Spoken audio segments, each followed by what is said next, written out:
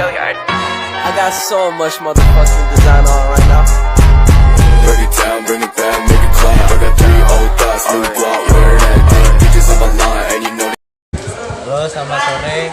Perkenalkan, kami dari kelompok 5 akan menjelaskan sidang PPKI pertama. Perkenalkan, nama saya Zaki. Saya Riamban.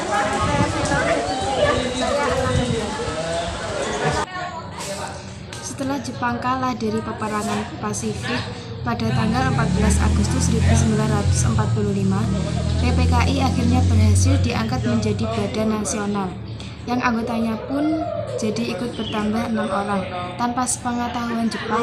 Dengan demikian, PPKI bukan lagi milik Jepang, melainkan badan nasional yang asli adalah milik Indonesia. Dalam mempersiapkan kemerdekaan, banyak berbagai peristiwa penting yang menjadi bagian dari sejarah bangsa Indonesia. Buku berjudul Bunga Rampai Sejarah Indonesia oleh Muhammad Kardi merangkum kejadian-kejadian besar yang menjadi perjuangan kemerdekaan Indonesia hingga saat ini.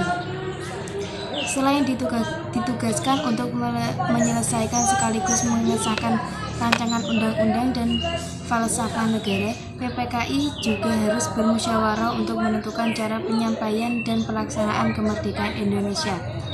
Sehari setelah proklamasi, PPKI berhasil mengadakan sidang pertama pada tanggal 18 Agustus 1945 di Gedung Chuo Sangi dan mengesahkan beberapa hal.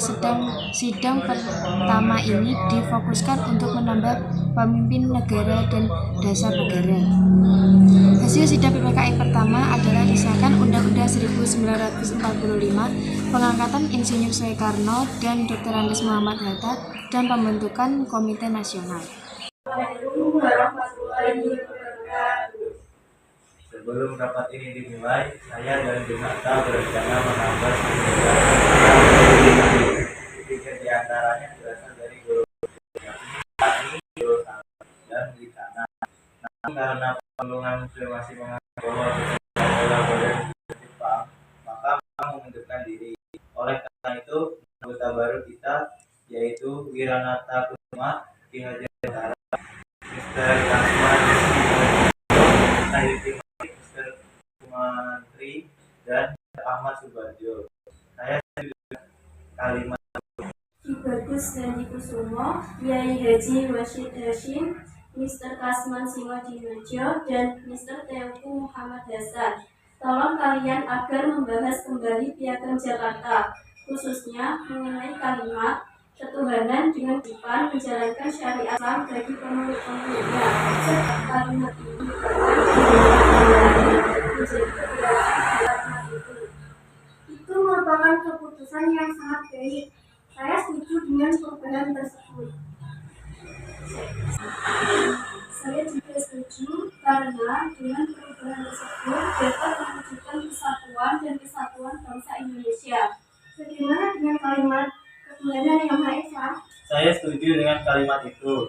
Baiklah, kata ganti kalimat ketuhanan dengan kewajiban menjalankan syariat Islam bagi pemeluk-pemeluknya dengan kalimat ketuhanan yang Maha Esa.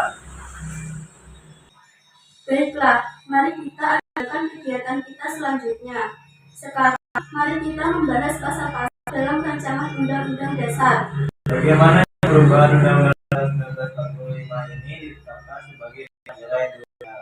Saya setuju karena dapat dilihat bahwa yang sesuai dengan kepentingan bangsa kita.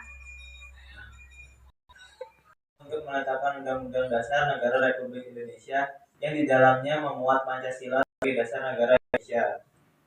Hasil pertama sidang PPKI yang dilaksanakan pada tanggal 18 Agustus 1945 adalah mengesahkannya Undang-Undang Dasar 1945. Undang-Undang Dasar 1945 sebagai konstitusi yang mengandung landasan idealisme haruslah disahkan. Maka dari itu, PPKI mengesahkan Undang-Undang Dasar 1945 sebagai konstitusi negara yang menjadi acuan dalam peraturan-peraturan dalam negara Indonesia. Sebelum disahkan, rancangan batang tubuh Undang-Undang Dasar 1945 dibuat oleh organisasi BPUPKI. Selain mengesahkan Undang-Undang Dasar 1945, sidang ini juga melakukan revisi bagian dari Piagam Jakarta. Revisi dilakukan dengan perubahan kalimat ketuhanan dengan kewajiban menjalankan syariat Islam bagi pemeluk-pemeluknya. Masyarakat Indonesia tidak semua menganut agama Islam. Maka dari itu, kalimat tersebut direvisi menjadi ketuhanan yang Maha Esa. Acara selanjutnya dalam rapat ini yaitu pemilihan presiden dan wakil presiden. Apakah ada usulan dari anggota? Menurut saya, pemilihan presiden dan wakil presiden sebaiknya dilakukan secara aklamasi. Saya mengajukan Insinyur Soekarno sebagai presiden, Dr. Muhammad Hatta sebagai wakil presiden. Saya setuju pemilihan presiden dan wakil presiden dilakukan secara aklamasi. Saya juga setuju karena menurut saya dan lainnya bahwa ketokohan dua orang ini tidak ada bandingannya. Pengangkatan Insinyur Soekarno dan Dr. Andes Muhammad Hatta.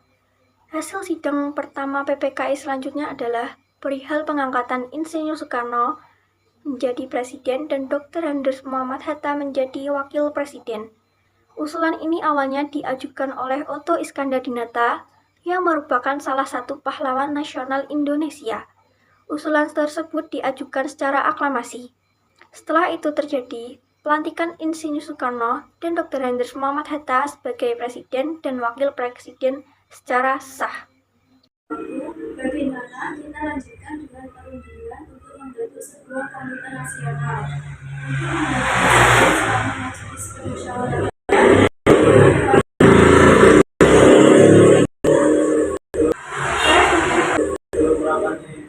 Saya minta tolong pada segala kita yang tugas sebagai panitia untuk membahas hal-hal yang meminta perhatian mendesak seperti pembagian wilayah negara, kepolisian, tentara kebangsaan, dan perekonomian. Saya meminta Otto Iskandar untuk bertindak sebagai pemimpin panitia kecil. Apakah ada demikian? Pembentukan Komite Nasional. Hasil ketiga dari sidang pertama PPKI adalah dibentuknya Komite Nasional. Komite Nasional akan dibentuk untuk membantu Presiden beserta Wakil Presiden. Hal tersebut dikarenakan belum dibentuknya DPR maupun MPR yang akhirnya akan memiliki peran penting hingga saat ini.